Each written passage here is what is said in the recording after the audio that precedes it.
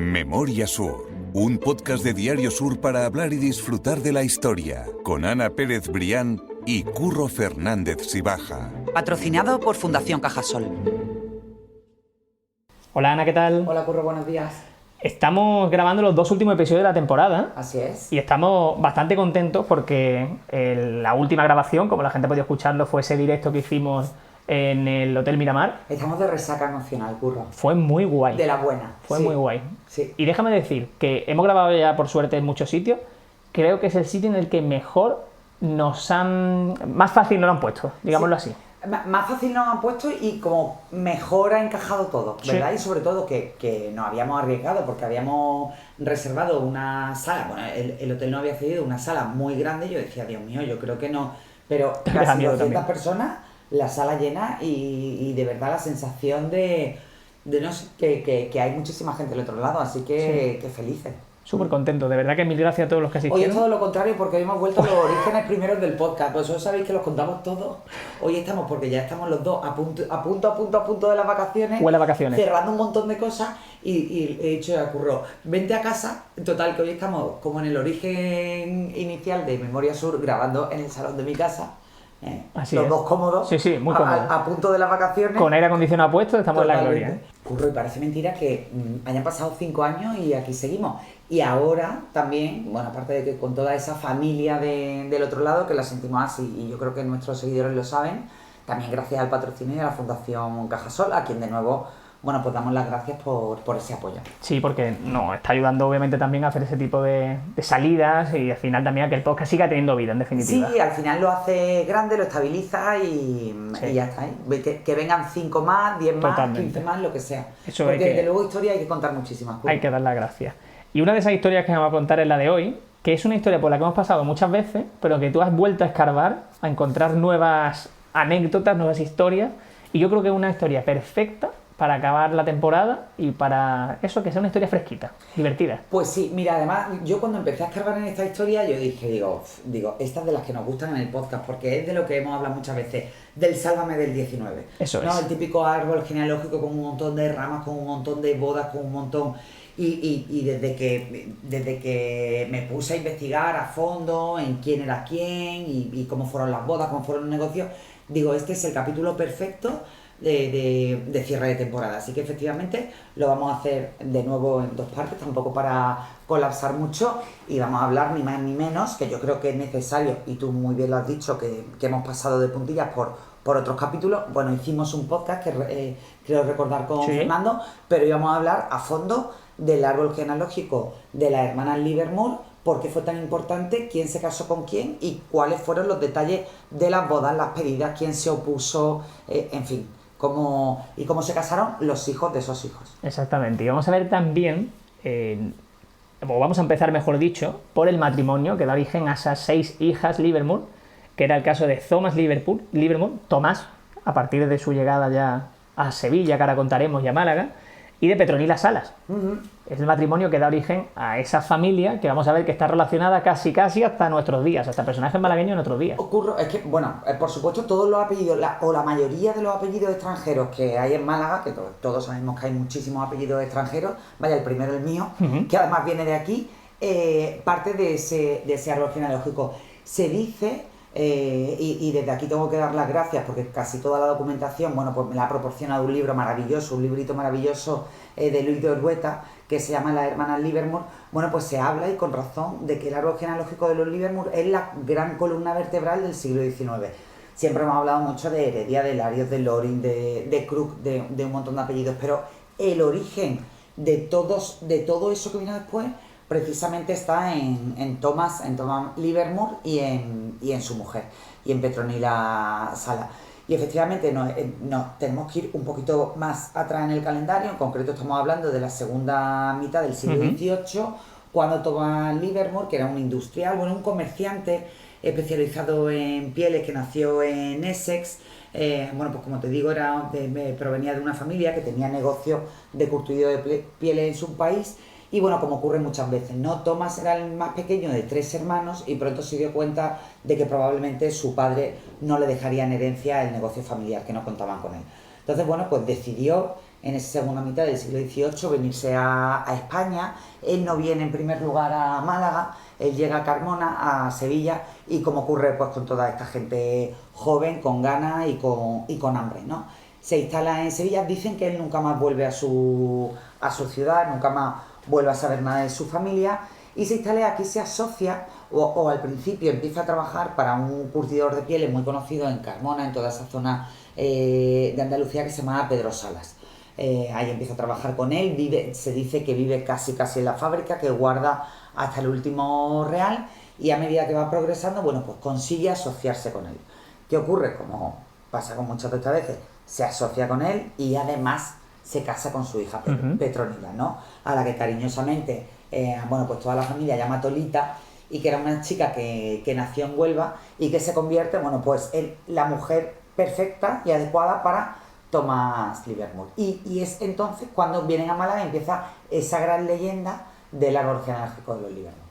Es una historia muy chula porque ya estamos viendo, pues eso, que Thomas Livermore, que es extranjero, pero que llega a Sevilla, que luego se pasa ya por Málaga definitivamente, y Petronila Sala, como está diciendo, que es de Huelva y que también acaba en Málaga. Y a mí eso me gusta subrayarlo siempre porque creo que está bien y que hay que recalcar que en toda la historia reciente de Málaga, el extranjero, el foráneo, ya sea de español o no, recala en Málaga, hace vida en Málaga y forma parte de nuestra forma de ser y de entender la vida, en definitiva. Es que era una manera completamente diferente de...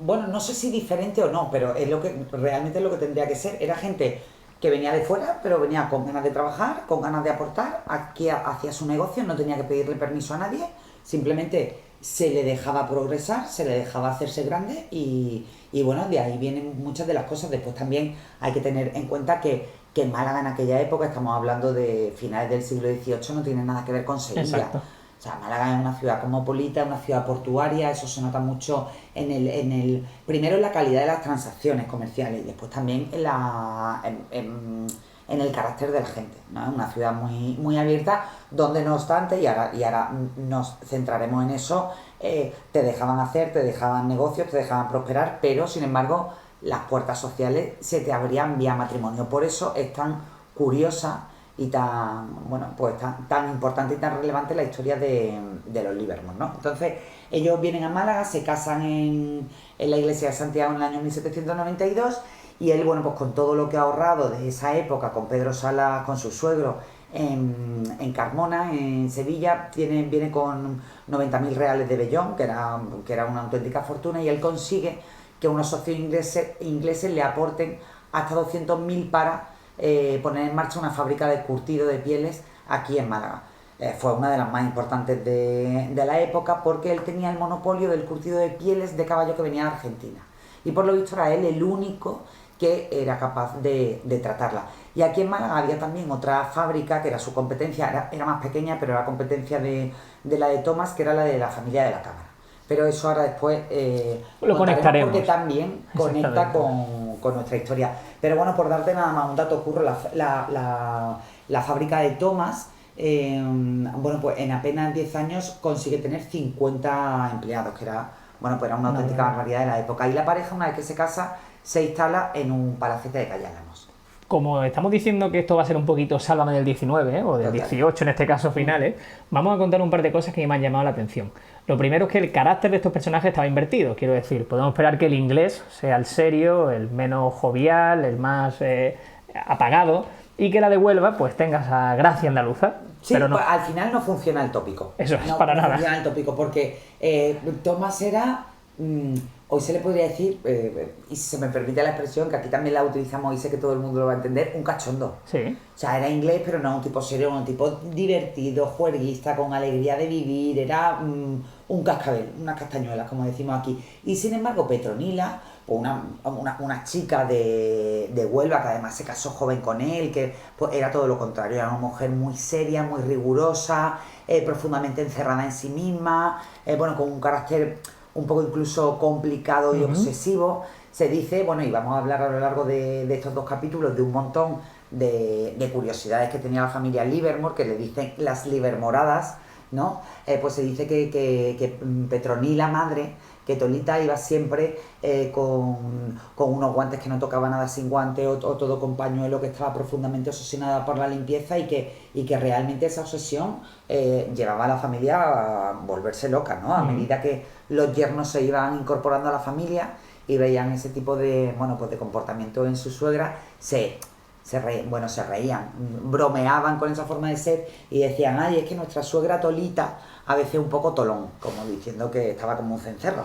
Un toquecillo da. Sí, pero como te digo, ellos se instalan y hemos hablado, le dedicamos un podcast al edificio, se instalan en un palacete en calle Álamos 38, que todavía se puede ver, ahora mismo está en rehabilitación, que era un palacete construido en el año 1770, que fue donado en herencia a la Orden de San Felipe Neri, como ocurría en muchas de las ocasiones. Bueno, pues la Orden decidió alquilarlo y sacarse una buena renta, en este caso gracias al matrimonio de Tomás Livermore y Petronila Salas. Y ahí, Curro, los dos, igual que Amalia Heredia, que precisamente viene de este árbol, hace un auténtico Consejo de Ministras de la Concepción. Bueno, pues se dice que el palacete de calle Álamos de los Livermore Salas pues era un auténtico consulado y una oficina de todo tipo de negocios políticos, económicos, culturales, sociales, que tenían en el epicentro, en el salón comedor de la familia.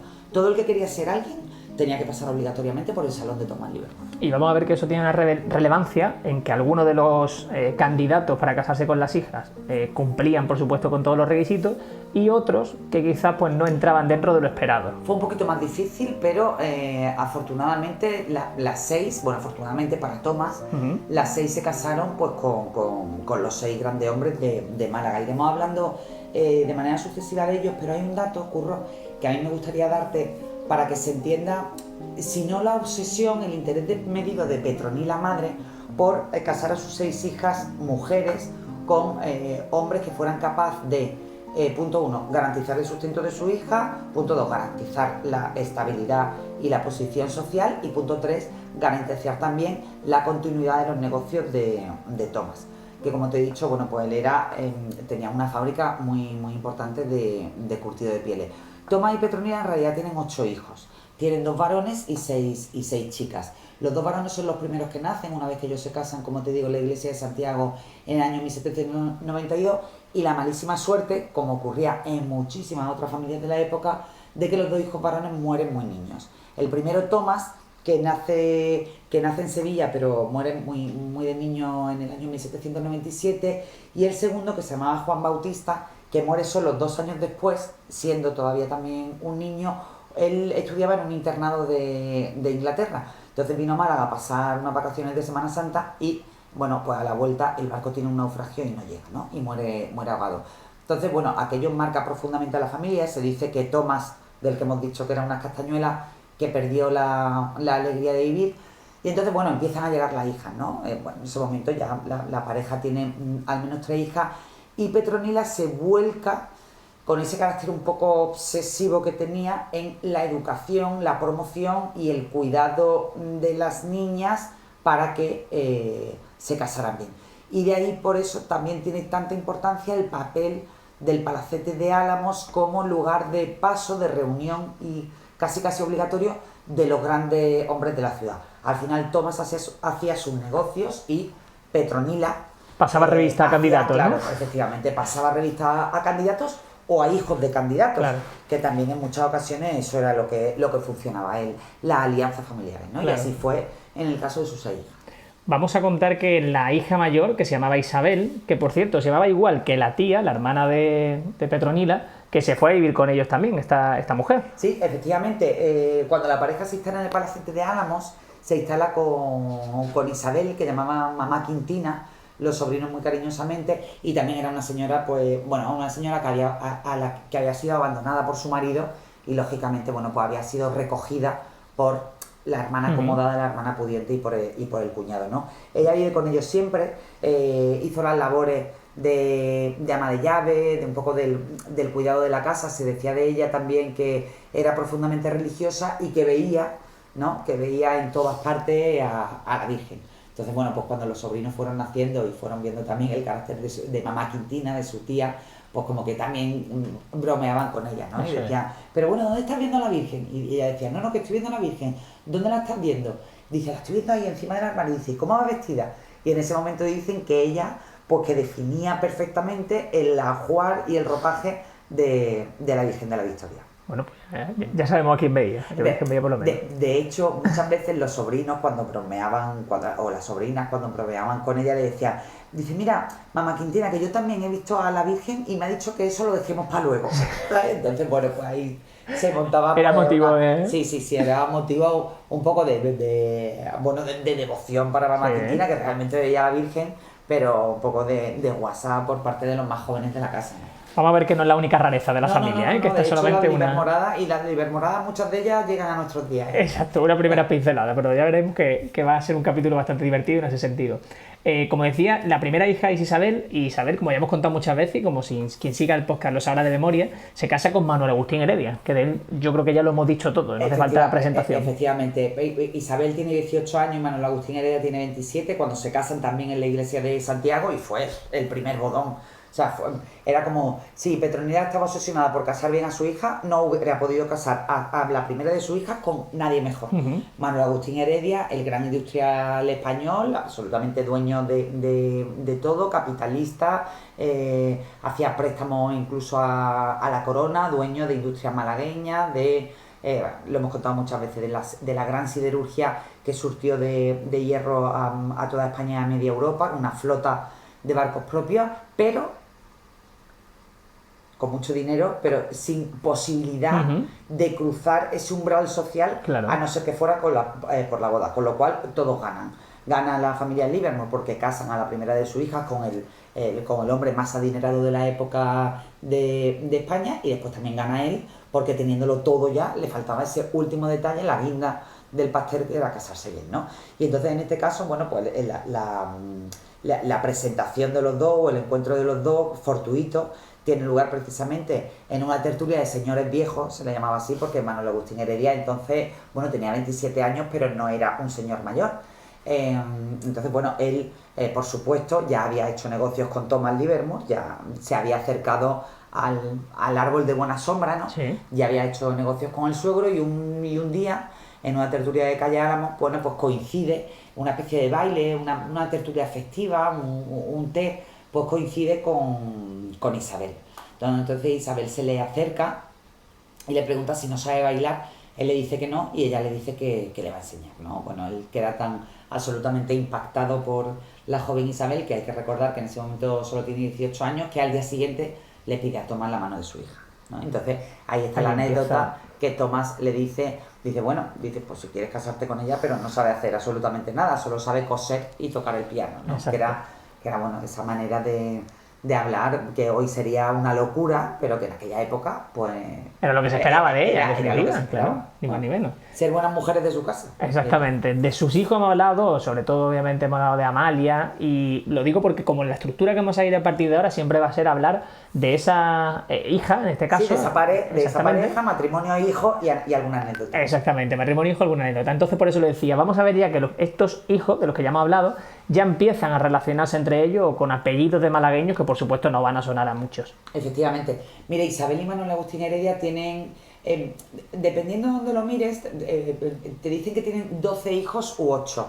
Muchas veces cuando tú consultas los árboles genealógicos, los hijos muertos de manera muy, muy prematura no llegaban a registrarse. Incluso los hijos que no llegaban a bautizarse, que a los que no daba tiempo, algunos ya los bautizaban en peligro de muerte, para que no fueran, como decían nuestras abuelas, al limbo, ¿no? Pero dependiendo de los documentos donde tú veas, se dice que tienen 8 o 12. El hecho es que algunos murieron de manera prematura, pero los 7 de los que vamos a hablar, bueno, pues sobrevivieron y hicieron muy buenas bodas. La primera, que se llama Isabel, se casa con el conde de Zaldívar. Manuel, del que hemos hablado 1000 veces, se casa con Trinidad Grun. Manuel Heredia Livermore, que fue el gran depositario de la fortuna, que no fue capaz de soportar la presión y se suicida, bueno, pues empezando ahí la vida absolutamente desgraciada de Trinidad Grun. Lo hemos dicho también otras veces, Tomás Heredia se casa con Julia Grun, hermana de Trinidad. Eran 2 hermanos casados con 2 hermanas. Amalia, qué decir de ella, nuestra gran Amalia Heredia, se casa con Jorge Loring. Enrique se casa con Pepita de la Cámara Livermore, una prima carnal suya. Ricardo se casa con Isabel Loring Heredia, que era hija de Amalia, su sobrina carnal, es decir, la hermana mayor de Ricardo, Amalia, cuando tiene hijos con Jorge Loring, bueno, pues uno de esos hijos, Amalia, se casa con su tío, con Ricardo. Y María se casa con el conde de Águilar. Así que, bueno, todos fenomenalmente emparentados. Esto, como decíamos al principio, es simplemente pues una manera de garantizar la continuidad de esa economía que tenía la familia. Sí, justo era la manera de garantizar que la fortuna no se fuera de las manos. Hemos hablado mucho del árbol genealógico del Olario y de cómo esa endogamia hacía que no hubiera prácticamente fugas, pero después también esa endogamia, y aquí ocurre, porque lo vamos a ver, porque no de una manera tan exagerada como con los Larios, que se casaban entre ellos, pero aquí también hay muchas relaciones consanguíneas que después tienen su efecto en, bueno, pues en trastornos de algunos miembros de la familia, ¿no? Exacto. De hecho, las livermoradas, que hablábamos antes de ellas, se refieren en muchas ocasiones a ese tipo de trastornos, ¿no? De excentricidades, llamémoslo así. En este caso, la primera livermorada que vamos a contar no está tan relacionada con algo genético, digamos, sino yo creo que con un nivel de fortuna que no te planteas, que hay acciones cotidianas que... Absolutamente estratosféricos. Exactamente, que son estratosféricas y que no te planteas hacerlo de otra manera. Hay un tema que ya lo hemos comentado alguna vez, si no me equivoco, y es el tema de las camisas, de cómo se planchaban o de dónde se planchaban las camisas de la familia. Pues mira, Curro, te lo digo directamente, las camisas de Manuel Agustín Heredia se mandaban a planchar a Londres. Eso es increíble, ¿eh? Increíble. Impresionante. O sea, tú imagínate, y además tú imagínate el volumen de camisas que tendría que tener ese señor para que las camisas en pack, porque supongo que no las mandarían de una en una, fueran enviadas a Londres. Hay que tener en cuenta que Manuel Agustín Heredia tenía una flota propia de barcos. Una flota propia de barcos que permitían, bueno, pues el transporte no solo de sus productos vinculados con el hierro, con la siderurgia, con la constancia y con la Concepción, que estaba en Marbella, sino también con otros muchísimos tipos de productos. Hacía una ruta Málaga-Nueva York, esa flota de barcos. Entonces, bueno, pues en esa ruta estaba también Inglaterra, y entonces Isabel, la esposa, empaquetaba las camisas de manera periódica y las mandaba a Londres a plancharlas. Impresionante. O sea, claro, de no tener... Sí, de locos. Una opción de verdad del dinero que tienes o de lo que supone eso. Sí. No, de no tener, bueno, sí, tener el control sobre la fortuna. Sí, por pero supuesto. El no tener absolutamente ningún problema. Increíble. Ajá. Vamos a contar que la segunda hija, que era Ana María, se casó con Miguel Brián Villanueva. ¿Quién era Miguel Brián Villanueva?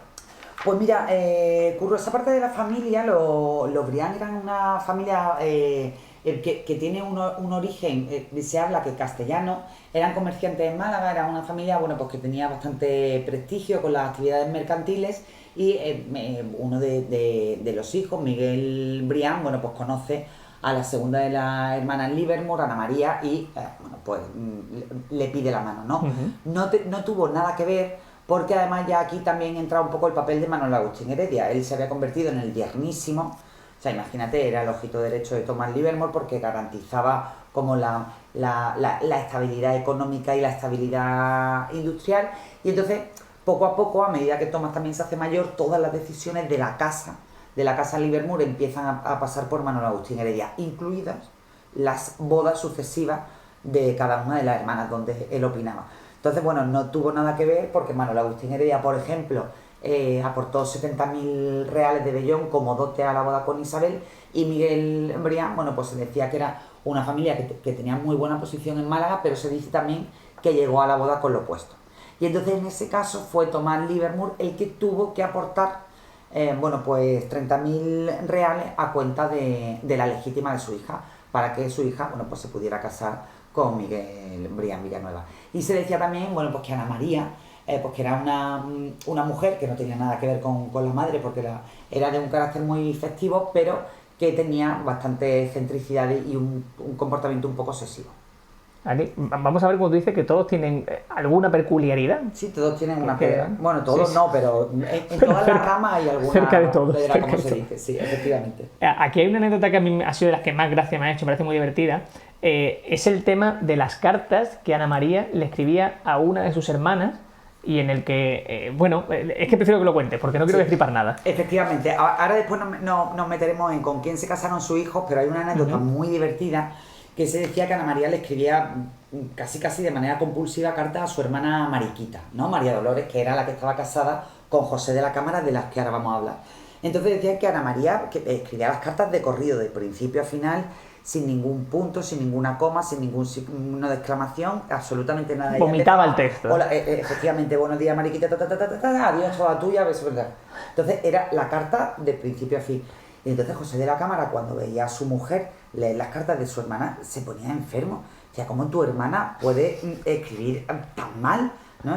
Entonces, bueno, pues se ve que fue algún tipo de comentario entre hermanas, y desde ese momento, desde que Ana María se entera de que su cuñado no puede soportar la manera que escribe las cartas, desde ese momento, cada vez que le escribe carta a su hermana Mariquita, se la escribe exactamente igual, y después pone postdata y le ponía un montón de puntos, un montón de comas, un montón de exclamaciones, un montón de puntos suspensivos y tal, y decía, y ahora tu marido que los coloque como quiera en mi carta.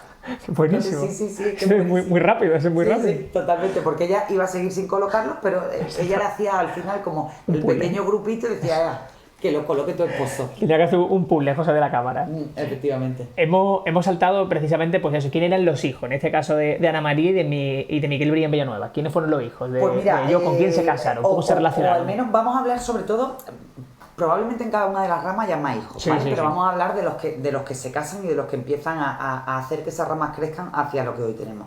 Mira, María se casa con Benjamin Chais, que ahora contaremos una anécdota. Matilde se casa con José Méndez, y la hija de Matilde y José con el tercer duque de Ahumada, uno de los grandes hombres de la época. Ana María se casa con Federico Baez y Alba, que llegó a ser ministro de Gracia y Justicia. Miguel, bueno, pues fue un hombre bastante importante de negocios que se instala en Pernambuco, en Brasil, y allí hace fortuna. Y Tomás, que quizá es el más importante y el que más ha pasado a la posteridad de esa parte de la familia, Tomás Bryan Livermore, bueno, pues estudió ingeniería en el extranjero, en Inglaterra, pero bueno, no hace falta decir que toda la familia era muy religiosa. Siente la llamada, cuelga el trabajo que estaba haciendo y bueno, pues se mete a sacerdote. Se mete a sacerdote y hace una carrera eclesiástica que lo lleva a lo más alto hasta convertirse en obispo de Murcia Cartagena, que en aquella época, bueno, pues tenía muchísimo prestigio. Y bueno, él está enterrado, de hecho, en la Catedral de Murcia, en la plaza del Cardenal Belluga, y además también para la familia aquello era, bueno, pues una comodidad, porque tan religiosa tenían al señor obispo, pues que era el que oficiaba todas las bodas, los bautizos, comuniones, funerales, absolutamente todo. Tenía todos los estamentos ya dentro de la familia. Absolutamente todo. Era muy fácil para ellos. Estabas diciendo que querías contar también una anécdota de uno de los matrimonios de esta familia. La primera hija que he contado que se casó con Benjamin Chais, que es también un apellido bastante conocido en Málaga, pues lógicamente al principio de la familia, y eso se vincula con el carácter tan religioso y tan devoto de todo ello, no quería que se casara con Benjamín porque él era francés y era protestante, ¿no? Entonces, bueno, pues la manera que tuvieron de alejar a María de Benjamín fue mandarla al extranjero. Y al paso por Francia, María consiguió que hacerle llegar a Benjamín todos y cada uno de los puntos por donde iba a parar el carruaje. Y Benjamín coge un caballo y persigue a María por toda Francia, hasta el punto de que, bueno, de que eso llega a oídos de la familia y le permiten a la pareja casarse siempre que él se convierta al catolicismo, por supuesto. Entonces vienen a Málaga, se casan y fueron una pareja muy feliz. Es interesante también. Memoria Sur es un podcast de Diario Sur. Escucha un nuevo episodio cada semana en iVoox, Spotify, Apple Podcasts y consulta las referencias de este episodio en diariosur.es.